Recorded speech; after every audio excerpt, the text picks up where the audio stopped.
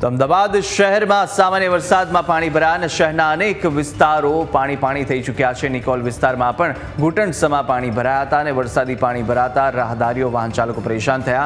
અનેક વિસ્તારમાં વરસાદી માહોલ જામ્યો છે અને સાથે જ અમદાવાદમાં પણ ઘૂંટણસમાં પાણી અનેક વિસ્તારોમાં ભરાઈ ચૂક્યા છે। અમદાવાદ શહેરના નિકોલ વિસ્તાર કે જ્યાં આગળ વરસાદને કારણે સામાન્ય વરસાદમાં રસ્તાઓ પર પાણી ભરાતા વાહન ચાલકો પરેશાન થયા, રાહદારીઓને હાલાકી પડી રહી છે। તો અમદાવાદ શહેરમાં પણ અનેક વિસ્તારની અંદર આજે મોડી રાત્રિ વરસાદ શરૂ થયો હતો અને આજે વહેલી સવારે જે વરસાદ પડ્યો તેની અંદર પૂર્વના અનેક વિસ્તારો છે કે જ્યાં આગળ પાણી ભરાઈ જવા પામ્યા હતા। નિકોલ વિસ્તારમાં પણ પાણી ભરી જવાને કારણે ભારે હાલાકીનો સામનો સ્થાનિકો કરી રહ્યા છે, કારણ કે સોસાયટીઓમાં પણ પાણી ભરાઈ ચૂક્યા છે અને સાથે મુખ્ય માર્ગો તે પાણીમાં તરબોળ થઈ જતાં જ વાહન ચાલકોને હાલાકીનો સામનો કરવો પડ્યો। અનેક વાહનોને પણ નુકસાન પહોંચ્યાના સમાચાર સામે આવ્યા।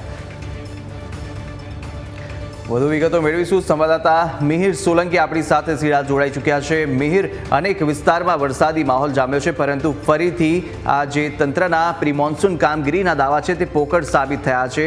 ચોમાસાનો આ વરસાદ માત્ર થોડો વરસાદ થયો છે અને તેમાં પાણી જોવા મળી રહ્યું છે।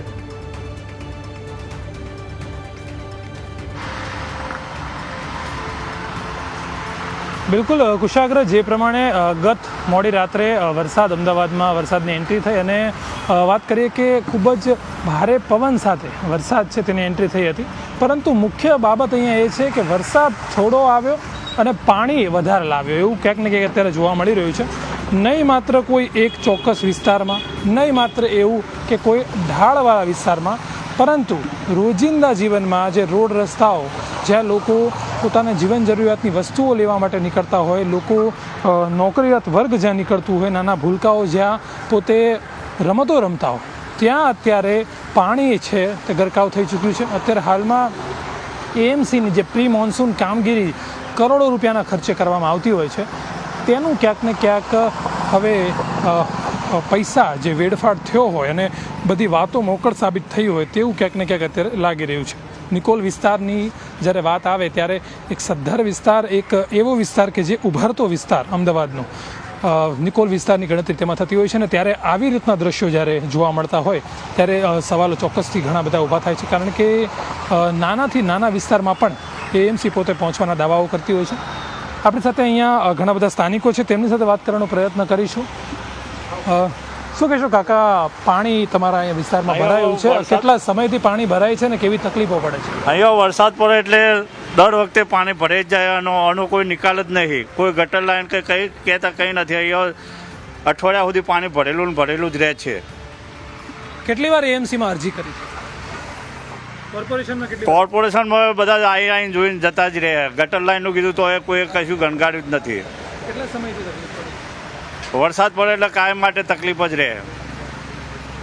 બીજા પણ સ્થાનિકો છે, તેમની સાથે વાત કરશું। શું કહેશું તમે? ઘણી વખત ઘણા બધા સાહેબો આવીને જોઈને ગયેલા છે અને કમ્પ્લેન પણ આપણે ઓનલાઈન ઘણી વખત કરેલી છે, ગટરની, પાણીની બધી જ કમ્પ્લેન કરેલી છે। આ પાણી કમસે કમ અઠવાડિયા સુધી અહીંયા રહેશે અને જે સાધન દ્વારા જે ખેંચાઈને પાણી નીકળશે એ જ પાણીનો નિકાલ થશે, બાકી કોઈ નિકાલ છે નહીં। અહીંયા સમજો કે આ દુકાનની નજીક જ, આ બધી દુકાનોની નજીક જ કાયમી માટે થોડો પણ વરસાદ થાય તો પણ આવું જ ભરાઈ રહે છે। એટલે ખાસ એએમસીને મારી અપીલ છે કે કોઈ પણ ભોગે આનો નિકાલ થાય, પાણીનો નિકાલ થાય, એ જ અમારી માંગ છે ખાસ। કેટલા સમયથી તકલીફ? દર ચોમાસે કે સમજો કે અત્યારે ઉનાળો છે, ઉનાળાનું એક આ ઝાપટું આવ્યું એવું કહી શકાય, એક ખાલી સામાન્ય રાત્રે એક ઝાપટું આવ્યું છે તોય આટલું ભરાયું છે। જો આખો બંને બાજુનો રોડ આખો ભરાયેલો છે તો આ તો ચોમાસામાં તો શું સ્થિતિ થશે કદાચ મારે। અને ચોમાસામાં ગઈ સાલની હું વાત કરું, મારી દુકાન સાથે દુકાનને પાણી ટકરાય છે, શટરને પાણી ટકરાય છે, ત્યાં સુધી પાણી અહીંયા ભરાઈ રહે છે। 5-5 દિવસે 10-10 દિવસે પાણી નીકળે છે અને આ પણ જોવું તો જોજો 2 થી કમસે કમ 5 થી 7 દિવસે પાણી નીકળશે।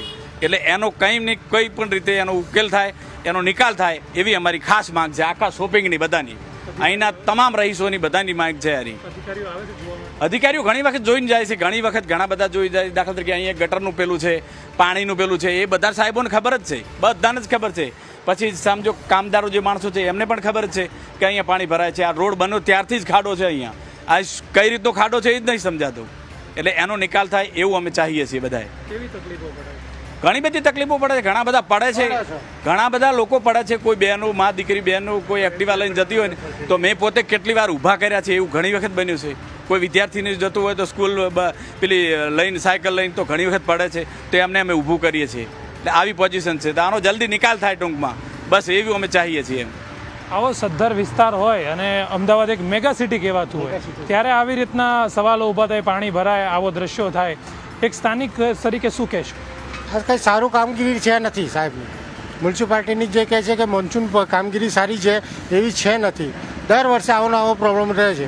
એટલે દુકાનોની અંદર પાણી આવે છે, શોપિંગની અંદર દુકાન છે, મારા સસ્તાનાથની દુકાન છે, એની અંદર પાણી ઘૂસી જાય છે, એટલે બહુ બગડે છે.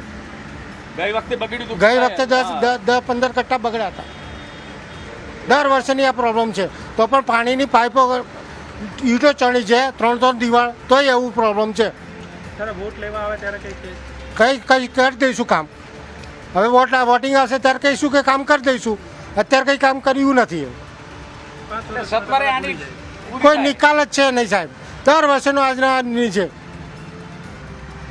બિલકુલ, અત્યારે લોકોમાં એક નાનો મોટો રોષ પણ એક જોવા મળે છે, કારણ કે જ્યારે મેગા સિટીની વાત થતી હોય, મેટ્રો સિટીની વાત થતી હોય, સિટીમાં દરેક વસ્તુ આવી ગઈ હોય, બુલેટ ટ્રેન આવી ગઈ હોય, મેટ્રો ટ્રેન આવી ગઈ હોય, એસી બસ આવી ગઈ હોય, પરંતુ તેની માટેના જે રોડ છે તે રોડ રસ્તામાં જો પાણી આવી ગયું હોય તો આ સવાલો છે તે ખૂબ જ ગંભીર તરીકે જોવા જોઈએ એવું સ્થાનિકોનું કહેવું છે.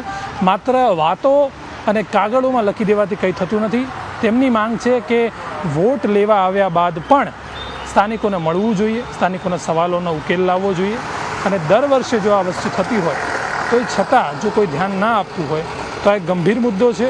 એએમસી કરોડો રૂપિયાનું, હજારો કરોડો રૂપિયાનું બજેટ બહાર પાડતું હોય છે, અને જો આવી નાના મોટા સવાલો જો તેમાંથી ઉકેલ ના થતા હોય તો ચોક્કસથી એએમસી સામે ઘણા બધા સવાલો છે તે ગંભીરતા રૂપે અત્યારે ઊભા થઈ રહ્યા છે. કુશાગ્ર. બિલકુલ મિહિર, આવા જ પ્રશ્નો છે જેને કારણે સ્થાનિકો અત્યારે હેરાન પરેશાન થઈ ચૂક્યા છે. મિહિર, આપ માહિતી સાથે જોડાતી બદલ આપનો આભાર.